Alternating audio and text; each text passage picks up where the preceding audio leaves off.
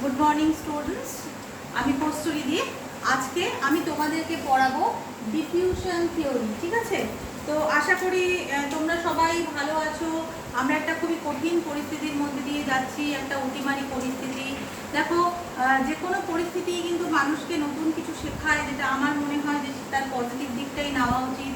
তো এক্ষেত্রে কিন্তু আমরা একটা নতুন মাধ্যম শিখলাম, সেটা হলো অনলাইন যে মাধ্যম, যে অনলাইন মাধ্যমেও পড়াশুনো করা যায়। কারণ এখন ছোট ছোট বাচ্চারাও অনলাইন মাধ্যমে পড়াশুনো করছে, কারণ আর কোনো উপায় নেই।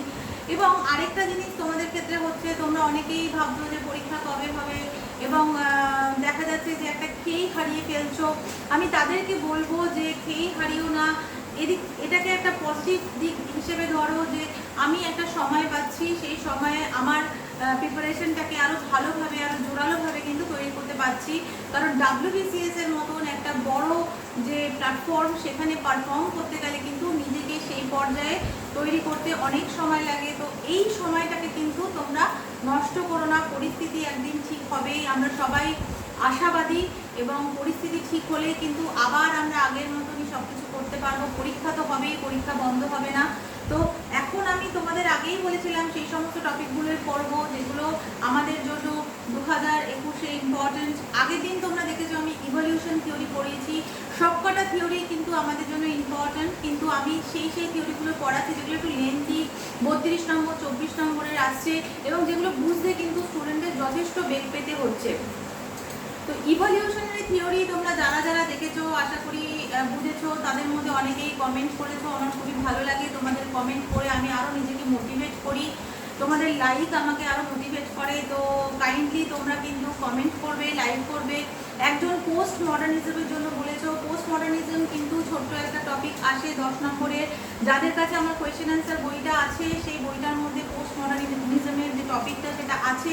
এবং যে আমাকে প্রশ্ন করেছো, সে যদি এই ভিডিওটি দেখো, তুমি আমাকে হোয়াটসঅ্যাপ করো, আমি তোমাকে একটা টাইম দেবো। কারণ ওটা খুব বেশি তো টপিক নয়, বড়, আমি সেটা তোমাকে ওভার ফোনেই বলে দিতে পারবো কিভাবে পড়বে, যদি আমার বই দেখেও না পড়ে বুঝতে না পারো। ওকে, আমাকে ফোন করো। আমি কিন্তু আশা করছি তুমি আমার এই ভিডিওটিও দেখছো, এবং ফোন করার আগে হোয়াটসঅ্যাপ করবে। আমি টাইম দেবো হোয়াটসঅ্যাপে কোন সময় আমাকে তুমি কন্ট্যাক্ট করতে পারবে। তো যারা যারা কমেন্ট করছো, কিছু যদি জানতে চাও কোনো ছোট টপিক, সেক্ষেত্রে কমেন্ট বক্সে লিখলে আমি তাদের সঙ্গে কিন্তু আবার কোঅর্ডিনেট করে নেব। তাহলে চলে আসো, আমরা টপিকে চলে যাই। আজকের আমাদের টপিক ডিফিউশন থিওরি। ডিফিউশন থিওরিটার মোদ্দা কথা কি দেখো, আমরা যখন ইভলিউশন থিওরি পড়েছি এর আগের ভিডিওটাতে, তখন আমরা কি দেখেছি, ইভলিউশন একটা ইউনিলিনিয়ার মাধ্যমে হয়েছিল। যেমন প্রথমে মানুষ ছিল স্যাভাজারি স্টেটে, দেন তারপরে বারবারিজম স্টেটে গেল, দেন তারপরে সিভিলাইজেশন স্টেটে গেল। মানে মানুষ প্রথমে ছিল বন্য, দেন তারপরে তারা হলো বর্বর, তারপরে তারা হলো সভ্য। ঠিক সেভাবে কিন্তু সমাজ ও হেটেরিজম থেকে তারপরে হলো ম্যাট্রিয়ার্কি, দেন প্যাট্রিয়ার্কি। আমরা এদিকে ম্যাজিক থেকে দেখেছি রিলিজিয়ান থেকে সায়েন্স। তো যেটাই দেখেছি মোরাললেস, সেখানে আমরা দেখেছি যে একটা ইউনিলিনিয়ার মানে একরৈখিক পদ্ধতি অনুযায়ী যে কোনো সভ্যতার যে সিভিলাইজেশন যে হচ্ছে তাকে ব্যাখ্যা করার চেষ্টা করা হয়েছে। কি ছিল, মানুষ ছিল স্যাভাজারি স্টেটে, দেন তারপরে এলো বারবারিজম, দেন তারপরে এলো সিভিলাইজেশন।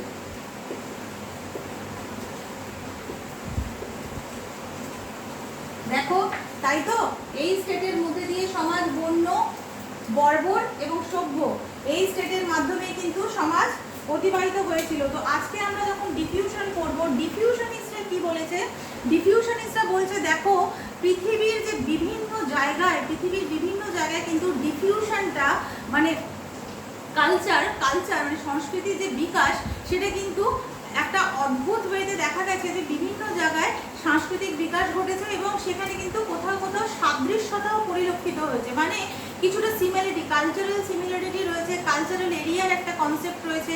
তো সেই ক্ষেত্রে কিন্তু ডিফিউশনিস্টরা বললো এই ইউনিলিনিয়ার যে ইভলিউশনটা, সেটা তারা মানতে পারলো না। তারা এই জিনিসটাকে নাকচ করে দিল। তারা বললো যে সভ্যতা কখনোই একরৈখিকভাবে পরিবর্তিত হতে পারে না। সভ্যতা কিন্তু ব্যাপনের মাধ্যমে, মানে ডিফিউশনের মাধ্যমে কি করেছে, এক জায়গা থেকে আরেক জায়গায় ছড়িয়ে পড়েছে। ওরা ডিফিউশনকে বললো যে কালচার সংস্পর্শে এসেছে মাইগ্রেশনের দ্বারা। মাইগ্রেশনকে ওরা ভীষণভাবে মানে পরিযান যেটাকে আমরা বলছি, মাইগ্রেশনকে ভীষণভাবে ওরা ইম্পর্টেন্স দিয়েছে এখানে, যে মাইগ্রেশনের মাধ্যমে বিভিন্ন কালচার নিজেদের সংস্পর্শে এসেছে এবং তাদের মধ্যে যে কালচারাল ট্রেটসগুলো সেগুলো আদান প্রদান ঘটেছে এবং কালচারের একটা অদ্ভুত তোমার গতিময়তার এখানে বৃদ্ধি পেয়েছে। So they can define it like this. ধরো এটা একটা কালচার, এটা একটা কালচার, এটা একটা কালচার। সো এখানে ওরা বলছে যে কালচারটা ডিফিউজ করেছে লাইক দিস, এবং সেটা অবশ্যই কিভাবে, একা একা তো চলে যায়নি, মাইগ্রেশন করেছে পিপলরা এবং তারপরে সেটাকে অনুকরণ করেছে, মানে মাইগ্রেশন এবং অনুকরণ এই দুটোর মাধ্যমে কালচার এক জায়গা থেকে আরেক জায়গায় গেছে। তো ওরা কিন্তু বলছে কালচারটা এরকম যেন চক্রাকারে, মানে কালচার এরিয়া, এবং ওরা কালচার সার্কেলের কথাও বলেছে। তো এই কালচার যে ছড়িয়ে পড়ার জন্য ওরা দায়ী করছে কাকে, মাইগ্রেশনকে, এবং ওরা সবসময় বলছে কালচার ব্যাপনের মাধ্যমে ছড়াচ্ছে। ব্যাপনের মাধ্যমে আমরা ছোট থেকে জানি ব্যাপন কি, ব্যাপন মানে একটা থেকে আরেকটাতে ছড়িয়ে পড়া এবং ধীরে ধীরে ছড়িয়ে পড়া, তাই তো? তো কালচারটা কিন্তু ঠিক সেইভাবে ব্যাপনের মাধ্যমে ছড়িয়েছে, কখনোই ইউনিলিনিয়ারি ব্যাপারটা ডেভেলপ করেনি। তাহলে এক্ষেত্রেও কিন্তু আমরা বলবো যে, আমি এটা মুছে দিচ্ছি, আমরা দেখব যে ডিফিউশনকেও কিন্তু তিনটে ভাগে আমরা ভাগ করেছি। যেরকম আমরা ওখানে দেখেছি, সেখানে আমরা দেখছি, দেখো আমার এই বইটা আমি করে দিয়েছি পেজ নাম্বার 316। পেজ নাম্বার 316তে তোমরা ডিফিউশনের চার্ট পেয়ে যাবে, বিভিন্ন রকম চার্ট তোমরা পেজ নাম্বার 316তে পেয়ে যাবে। তো এইখানে কিন্তু আমি দেখিয়েছি যে এখানেও আমরা দেখেছি যে এই ডিফিউশনটা কিন্তু ব্রিটিশরা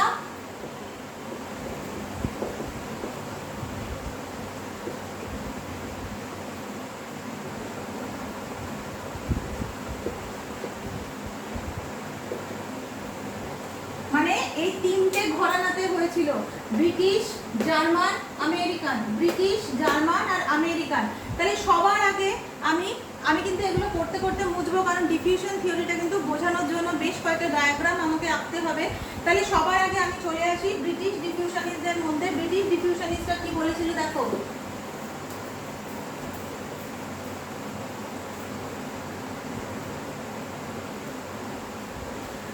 মেনলি যদি আমরা বলি যে কোনো কিছুর তো একটা পথপ্রদর্শক থাকতে হয়, তো ডিফিউশন থিওরির পথপ্রদর্শক হিসেবে কিন্তু ব্রিটিশ ডিফিউশনিস্টদের অনেকে বলছে, ঠিক আছে? এবং তারাই ছিলেন এর পথপ্রদর্শক। এবং ওনারা কি বলেছিলেন, ওনারা বলেছিলেন যে কালচার কেন্দ্রীভূত হয়েছিল মিশরে। ওনারা অ্যানশিয়েন্ট ইজিপ্টকে ভীষণভাবে ইম্পর্টেন্স দিয়েছিলেন এবং সেইখান থেকে কালচার চারিদিকে ছড়িয়ে পড়েছে। তাই এই টাইপের ডিফিউশনকে ওরা বলেছিল সূর্যকেন্দ্রিক ডিফিউশন, মানে সূর্যকেন্দ্রিক ব্যাপন, যেখানে হেলিওসেন্ট্রিক ব্যাপন আমি যদি ইংলিশে বলি। তো কেন? কারণ মিশর হচ্ছে কালচারের কেন্দ্রবিন্দু, সেখান থেকে ডিফিউজ হচ্ছে। So I can put it like this.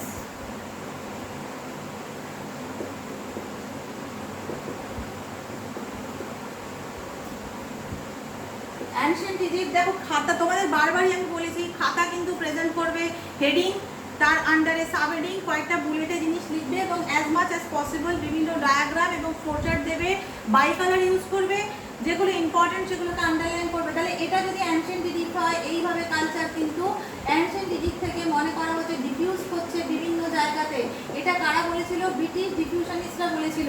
তো I can put a diagram like this, আমি এরকম টাইপের একটা ডায়াগ্রাম কিন্তু ওখানে পুট করতে পারি।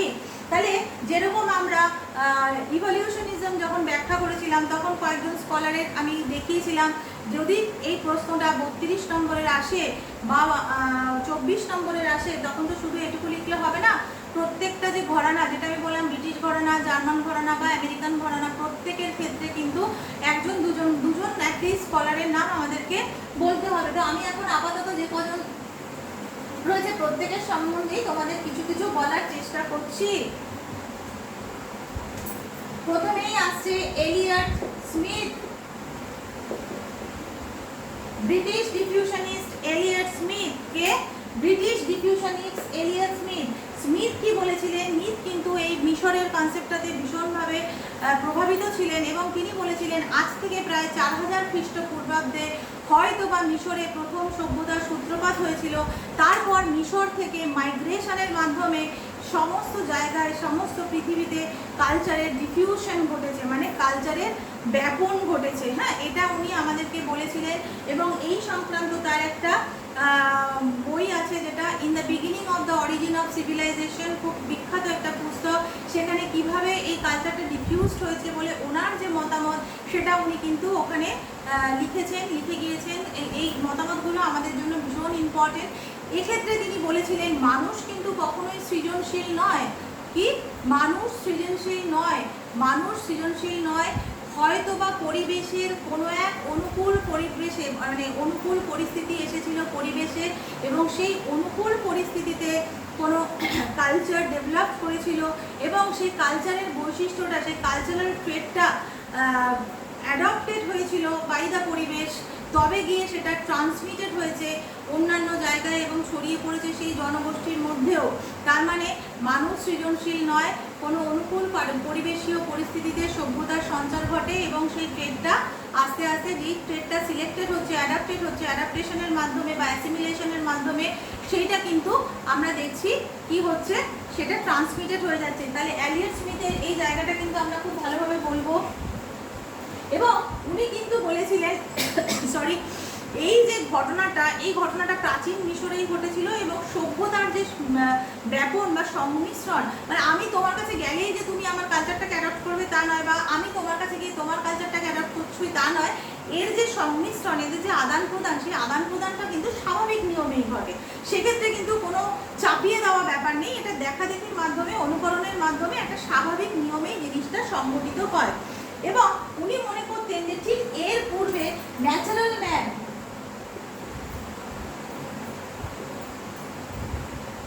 মানে পৃথিবীতে বাস করত প্রকৃত মানবরা, হ্যাঁ, যাদেরকে আমরা বলছি ন্যাচারাল ম্যান, যাদের মধ্যে ছিল না কোনো আদব কায়দা, ছিল না কোনো রীতিনীতি, ছিল না কোনো নিয়ম কানুন, যাদের মধ্যে সমস্ত কিছু অবাধ ছিল, তো সেই ধরনের প্রাকৃতিক মানবরা কিন্তু পৃথিবীতে বাস করত।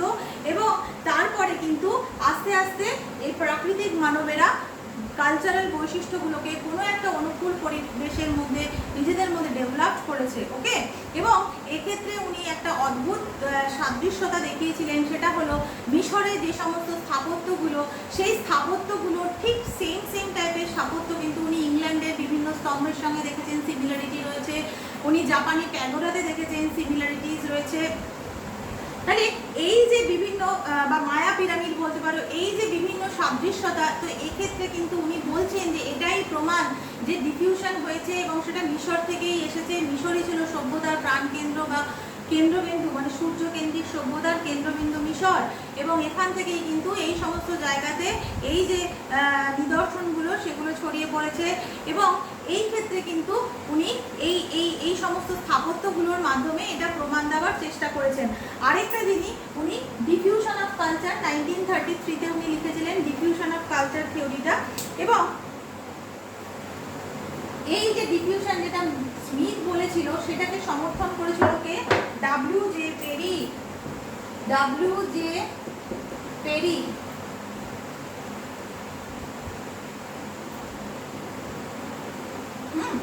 ডব্লিউ.জে. পেরি তিনি কি করলেন, তিনি কিন্তু এই মিশরীয় যে কনসেপ্টটা, উনিও এটারই সমর্থক ছিলেন, কারণ উনিও ব্রিটিশ ডিফিউশনিস্ট ছিলেন। উনি কিন্তু এলিয়ট স্মিথকে সমর্থন করেছিলেন। নতুনভাবে উনি সেরকম কিছুই বলেননি, উনি স্মিথের যে ধারণাটা সেটাকে আরও নিবিড়ভাবে, আরও দৃঢ়ভাবে প্রতিষ্ঠিত করেছিলেন। ওকে, এবং এক্ষেত্রে স্মিথ বলেছিল যখন কোনো কালচার ডিফিউশন হচ্ছে বা ট্রান্সমিটেড হচ্ছে, কালচারটা এক কালচার থেকে আরেক কালচারে যাচ্ছে, সেখানে কিন্তু কিছুটা অবক্ষয় হয়ে যাচ্ছে, মানে সম্পূর্ণটা নিয়ে সে যাচ্ছে না। তার মধ্যে যদি 10 থাকতো হয়তো 8 গিয়ে পৌঁছলো, বোঝাতে পারলাম? মানে সেখানে কালচারের একটা অবক্ষয় থাকছে, সেই জায়গাটাকে কিন্তু উনি দেখিয়েছিলেন। কে বলেছিলেন? যে ডব্লিউ.জে. পেরি, যে কালচার ট্রান্সমিটেড হচ্ছে থ্রু অবক্ষয়, মানে সেখানে একটা অবক্ষয় রয়েছে। এবং তিনি মানুষের সঙ্গে, মানুষের চিন্তাভাবনা ভগবান সম্বন্ধে বা অতিপ্রাকৃতিক যে সমস্ত চিন্তাভাবনা সম্বন্ধে, সেগুলো সম্বন্ধে কিন্তু একটি বিখ্যাত পুস্তক লিখেছিলেন, the gods and main.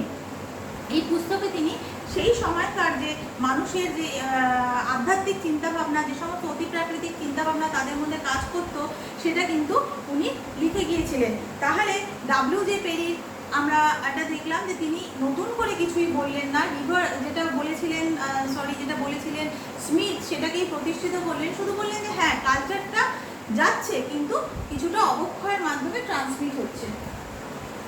Next one দেখো বইতে লেখা আছে WHR রিভার্স। আমরা সবাই জানি WHR রিভার্স খুব ইম্পর্টেন্ট একজন ব্যক্তিত্ব, অনেক কিছু করেছেন, শুধুমাত্র ডিফিউশন থিওরি বলেননি, আরও অনেক জায়গায় কিন্তু WHR রিভার্সকে আমরা পেয়েছি। তিনি কিন্তু একটা অদ্ভুত সিমিলারিটিস কথা বলেছিলেন। তিনি একটা ছোট জনগোষ্ঠীর উপর সমীক্ষা করেছিলেন এবং সেখানে দেখিয়েছিলেন যে ওইটুকু একটা ছোট জনগোষ্ঠীতে 5 রকমের সৎকারের নীতি প্রচলিত আছে। হ্যাঁ, তাহলে উনি কি দেখেছিলেন, একটা ছোট জনগোষ্ঠীর উপরে 5 ধরনের সংস্কার নীতি, মানে 5 টাইপের সংস্কার নীতি রয়েছে এবং এটা অস্ট্রেলিয়ার একটা আদি জনগোষ্ঠী ছিল। তো ওখানে কি হয়েছিল, উনি বলেছিলেন যে বিভিন্ন দিক থেকে অনলি মেন, মানে পুরুষরা, হ্যাঁ অনলি মেলসরা আসতো এবং সেই অঞ্চলে এসে সেখানকার ফিমেলসদের সঙ্গে থেকে যেত এবং সেখানেই তারা বিবাহর মাধ্যমে নিজেদের ফ্যামিলিকে ইনক্রিজ করতো। কিন্তু তারা ওখান থেকে নিজেদের কালচারাল বৈশিষ্ট্য রূপে এই সৎকার নীতিটাকে ভোলেনি, সেটাকে কিন্তু চালিয়ে গিয়েছিল। সেই কারণেই ওইটুকু একটা ছোট জনগোষ্ঠীতে প্রায় 5 রকমের সৎকার নীতি WHR রিভার্স দেখিয়েছিলেন এবং সেটার জন্য উনি বলেছিলেন দিস ইজ অলসো কিসের জন্য হয়েছিল, মাইগ্রেশনের জন্য।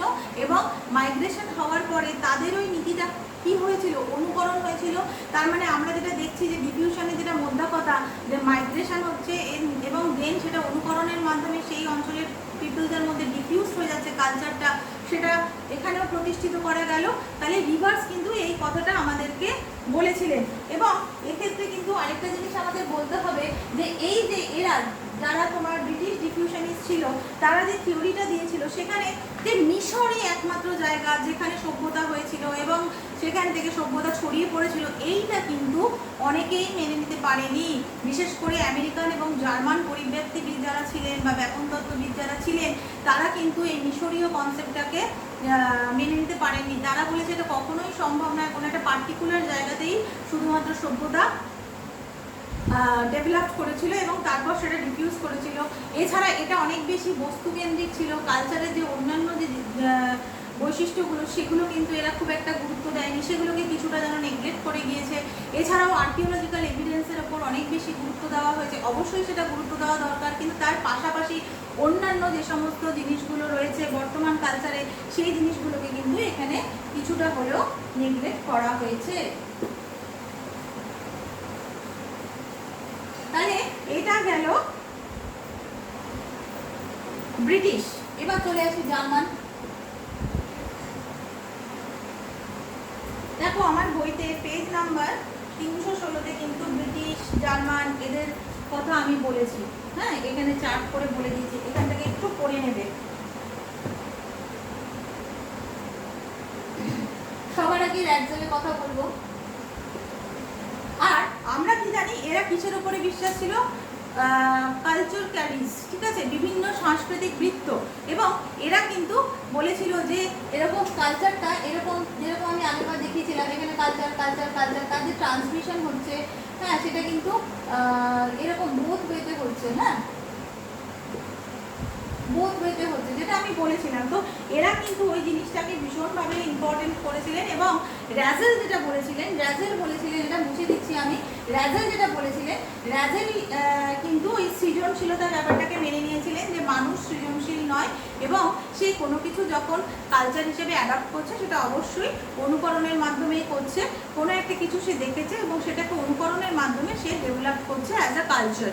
তাহলে এই জিনিসটা কিন্তু আমাকে র্যাজেল বলেছিলেন। এবং র্যাজেল যেটা অদ্ভুত একটা জিনিস বলেছিলেন, তিনি জিওগ্রাফিক্যাল এরিয়া সম্বন্ধে একটা ধারণা দিয়েছিলেন এবং অ্যানথ্রোপোলজি অফ জিওগ্রাফিয়া বলে উনি একটা নতুন টপিকই করে ফেলেছিলেন, যেটা এর আগে কেউ করেনি। সেখানে কি বলা হচ্ছে যে তোমার যে আঞ্চলিক ভূগোল, হ্যাঁ, এবং তোমার যে সামাজিক ভূগোল, তার মধ্যে একটা স্পষ্ট, একটা স্বচ্ছ আর কি, স্বচ্ছ একটা ধারণা উনি দেওয়ার চেষ্টা করেছিলেন। এবং উনি এখানে বলেছেন যে এই ব্যাপারে পরিবেশের কিন্তু একটা যথেষ্ট ভূমিকা রয়েছে এবং সামাজিক ভূগোলকে উনি কিন্তু বেশি গুরুত্ব দিয়েছিলেন। অ্যানথ্রোপোলজি অফ জিওগ্রাফিয়া বলে একটা নতুন জিনিসেরই কিন্তু উনি উদ্ভাবন করেছিলেন, সেটা হলো র্যাজেল। তাহলে র্যাজেলের পরে র্যাজেল একটা অদ্ভুত জিনিস বলেছিলেন যে বিভিন্ন জায়গা থেকে যে কালচার ডিফিউজড হয়ে এসছে, উনি মঙ্গোলিয়াতে মঙ্গোলিয়া, দেখো মঙ্গোলিয়াতে এরা যে বুদ্ধ ধর্মের প্রতীক হিসাবে লোটাস ফুল ব্যবহার করতো, সেটার জন্য কিন্তু উনি বললেন যে এইটা এসছে ইন্ডিয়া থেকে। আবার আফ্রিকার যে বো অ্যান্ড অ্যারোটা রয়েছে সেটা এসছে ইন্দোনেশিয়া থেকে। তার মানে কালচারটা ডিফিউজ হয়েছিল, এবং ডিফিউজ হয়ে এইসব কালচারাল ট্রেডটা এই অঞ্চলের অধিবাসীরা কি করেছে, তারা অ্যাডপ্ট করেছে, তাই না, অনুকরণ করেছে। তাহলে এই জিনিসটা আমরা র্যাজেলের কাছ থেকে পেয়েছিলাম। আমরা আসলাম গ্র্যাবেনারের কথা।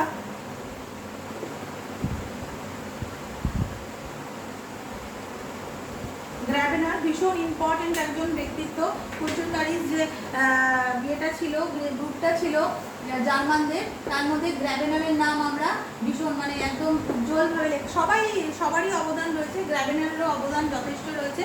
গ্র্যাবেনার কি বলেছিল, গ্র্যাবেনার বলেছিল এই যে ভাষা বলো বা এই যে হাতিয়ার বলো, এই যে জিনিসগুলো যেগুলো তৈরি হচ্ছে, ডেভেলপ করছে, এগুলোতে মানুষ ছোট ছোট গোষ্ঠীতে বিভক্ত হয়ে যাচ্ছে, যেগুলোকে উনি বলতে পারো আদি সংস্কৃতি বলছে।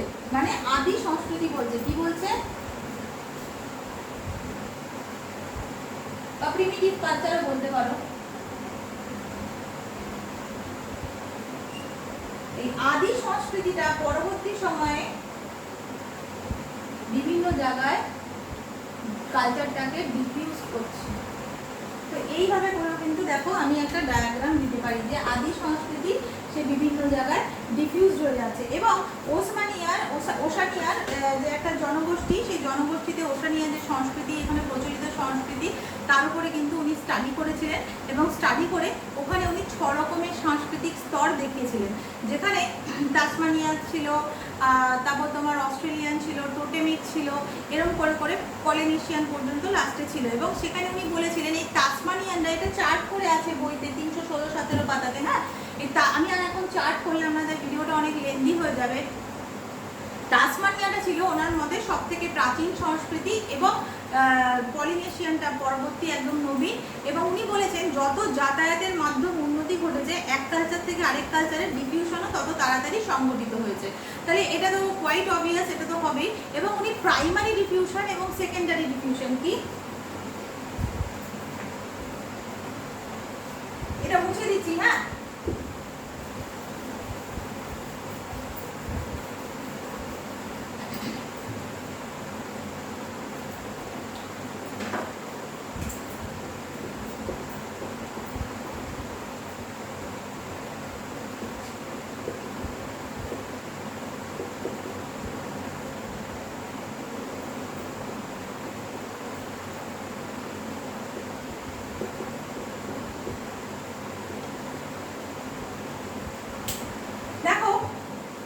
উনি প্রাইমারি ডিফিউশন এবং সেকেন্ডারি ডিফিউশনের কথা বলেছেন। এবার উনি কি বলছেন যে এই যে প্রাইমারি ডিফিউশন বা প্রাথমিক পর্যায়ে যে ব্যাপন, সেটার জন্য উনি বলছেন তাসমানিয়ান সংস্কৃতিকে ফলো করো। তাসমানিয়ান যে স্তরটা সেটা হচ্ছে প্রাইমারি ডিফিউশন। আবার টোটেমিক স্তরটাকে উনি একটা সেকেন্ডারি ডিফিউশনের বা আনুষঙ্গিক যে ব্যাপন তার একটা উদাহরণ হিসেবে বললেন। কারণ ওই জায়গাতে অনেকের মধ্যেই টোটেমের যে ব্যাপারটা সেটা পূর্বে প্রচলিত ছিল না, কিন্তু পরে ধীরে ধীরে ধীরে ধীরে এর ব্যাপ্তি ঘটে, মানে এটা বেড়ে যায়। তো তাহলে এটা অবভিয়াসলি একটা সেকেন্ডারি ডিফিউশনের মাধ্যমে হয়েছে। তাহলে এই জিনিসটাকে কিন্তু উনি বলেছিলেন, কিন্তু উনি কেন এই ঘটনা ঘটেছে তার কিন্তু কোনো সঠিক ব্যাখ্যা উনি দিতে পারেননি। এই কারণে লুই এই দুটোকেই নাকচ করে দিয়েছেন। হ্যাঁ, যে এই তুমি একটা জিনিস বললে কিন্তু তার সম্বন্ধে কোনো তুমি তথ্য এখনো দিলে না, জিনিসটা ভাষা ভাষা রয়ে গেল সবার কাছে। বোঝাতে পারলাম? তাহলে এটা আমাদের বলেছিলেন কে, গ্র্যাবেনার। মুছে দিচ্ছি, কারণ গ্র্যাবেনারের পরেও আমাদেরকে আরো একজন দুজনের কথা বলতে হবে। গ্র্যাবেনারের পরে কে আছে? ফ্লোবেনিয়াস আছে।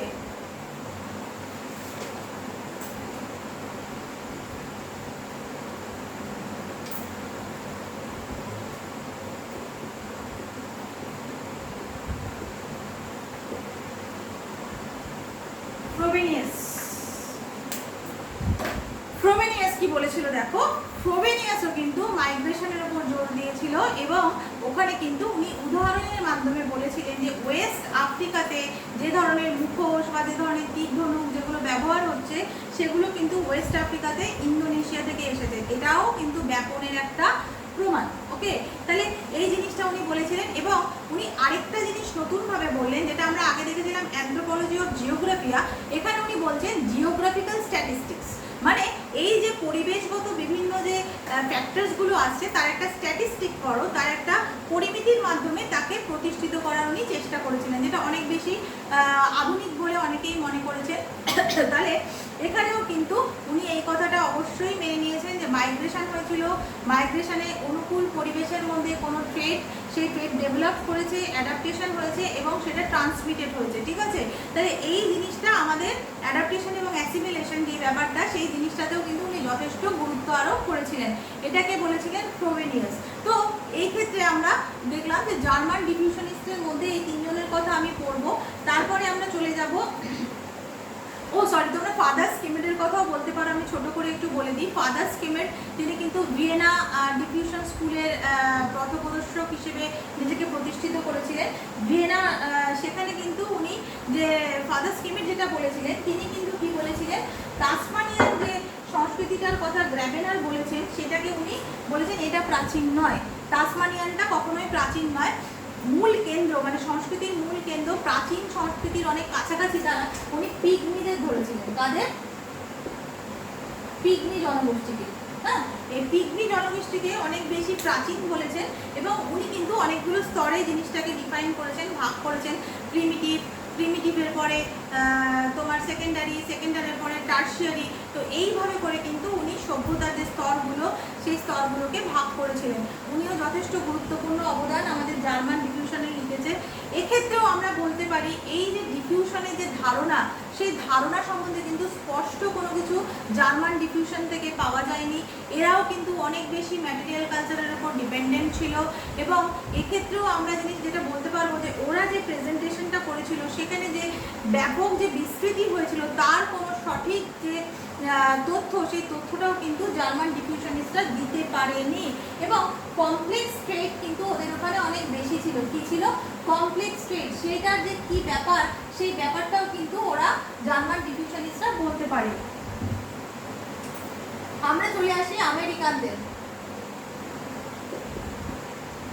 এখানে কিন্তু একটা জিনিস মাথায় রাখবে, ডিফিউশন থিওরিটা কিন্তু ভাগ ভাগ করেও আসতে পারে, ইভলিউশন থিওরিটাও কিন্তু ভাগ ভাগ করে আসতে পারে। শুধু ব্রিটিশ বলতে পারে, শুধু জার্মান বলতে পারে, ঠিক আছে, শুধু আমেরিকানও বলতে পারে। হ্যাঁ, তো সেইভাবে করে কিন্তু আমাদেরকে করতে হবে।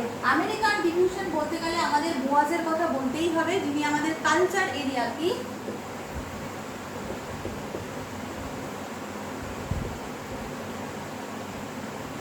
কালচার এরিয়া, দেখো কালচার এরিয়া তোমার কনসেপ্টটা কিন্তু আমরা পেয়েছিলাম। এবং এক্ষেত্রে আমরা বেসিক্যালি যেটা বলবো, সেটা আমরা কাদের কথা বলবো, এখানে আমরা কার্ল ফিল্ডার্স আর কোয়েবারের কথা বলবো। বোয়াজের ছাত্র হিসাবে এরা দুজন খুবই উল্লেখযোগ্য ছিল এবং স্যার নিজেদের যিনি স্যার ছিল, আমি আগেই বলেছিলাম প্রত্যেকটা স্যারের সার্থকতা সেখানেই, যখন তার স্টুডেন্টরা তাকে আরো বেশি এগিয়ে নিয়ে যাবে, তাই না। তো সেখানে কিন্তু বোয়াজের ছাত্র হিসাবে আমরা হুইসলারের কথা বলবো, ক্লার্ক হুইসলার। হ্যাঁ, ক্লার্ক হুইসলার উনি কি করেছিলেন, এই যে কালচার এরিয়া যে ব্যাপারটা, যেটা আমেরিকান ডিফিউশনিস্টরা মেইনলি বলেছিল, কালচার এরিয়া কনসেপ্টটা, সেখানে ও কালচার সেন্টারের কথা বলেছে।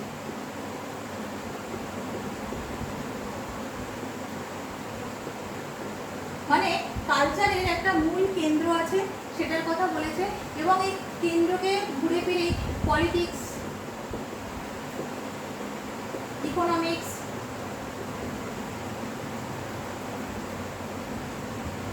ঠিক আছে, সোশ্যাল লাইফ, রিলিজিয়ান লাইফ, যদিও রিলিজিয়ানটা সোশ্যালের মধ্যেই পড়ে।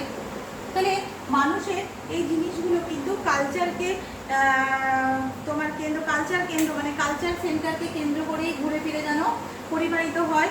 এবং প্রাথমিক বসতির যে উৎসস্থল, সেই উৎসস্থলটাই হলো কালচার, সেই উৎসস্থলটাই হলো কালচার সেন্টার। হ্যাঁ, তাহলে এখানে উনি দুটো জিনিসের কথা বলেছিলেন। আশা করি এটা তোমরা করে নিয়েছো। দেখো এই টাইপের ডায়াগ্রামগুলো কিন্তু পুট করবে। হ্যাঁ,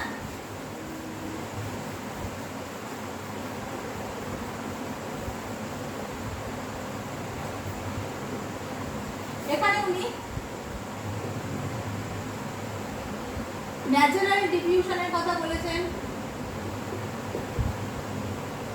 আর অর্গানাইজড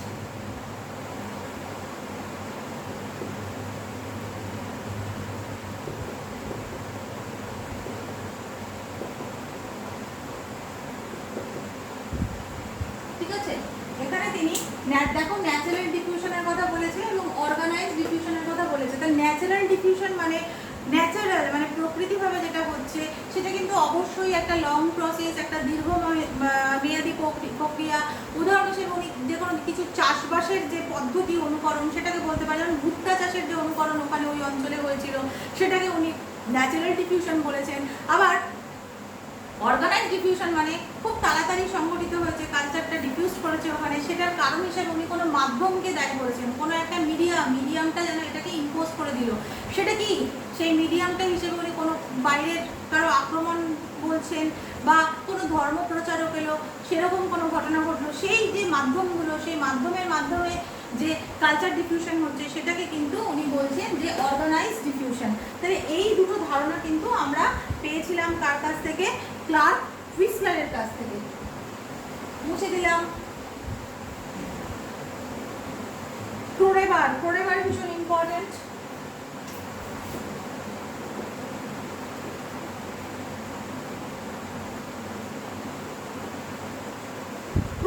ক্রোডেবার কিন্তু উনি আবার কি করেছিলেন, এই যে কালচার সেন্টার,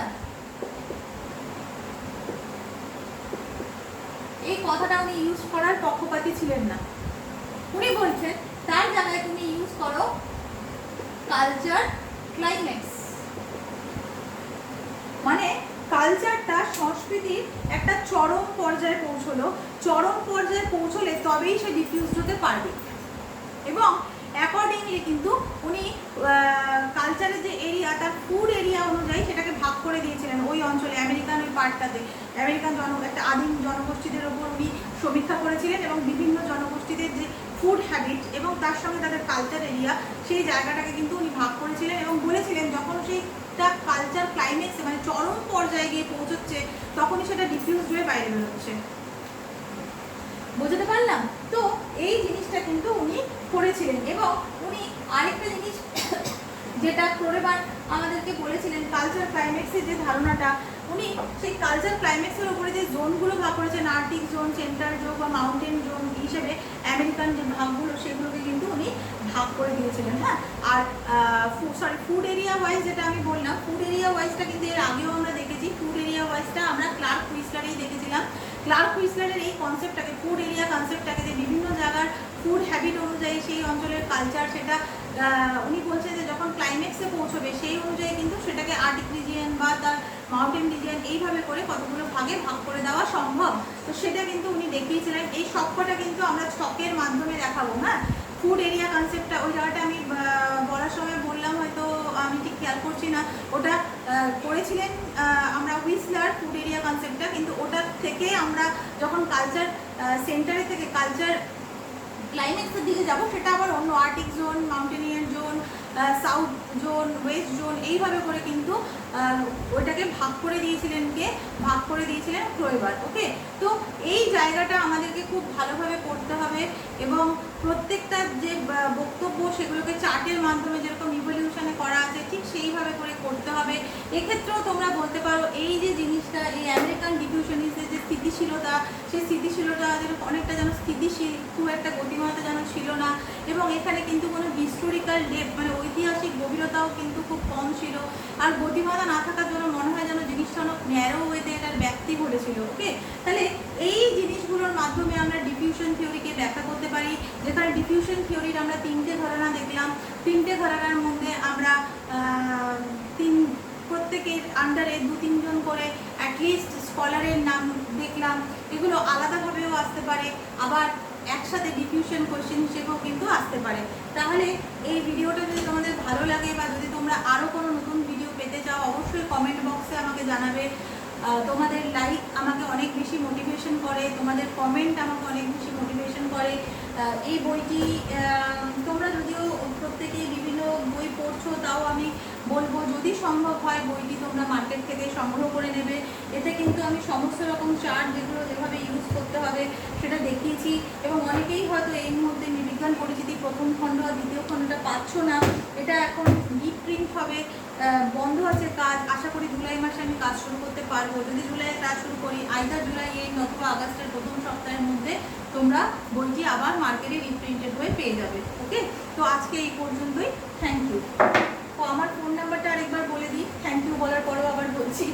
ফোন নাম্বার হলো 9830769143। ওকে, তোমরা কিন্তু আমাকে এখানেও কমেন্ট করে জানাতে পারো, তবে আমি অবশ্যই ভিডিও কমেন্টটাকে বা ভিডিও লাইকটাকে অ্যাপ্রিসিয়েট করব। এখানে কোনো সমস্যা হলে আমাকে বললে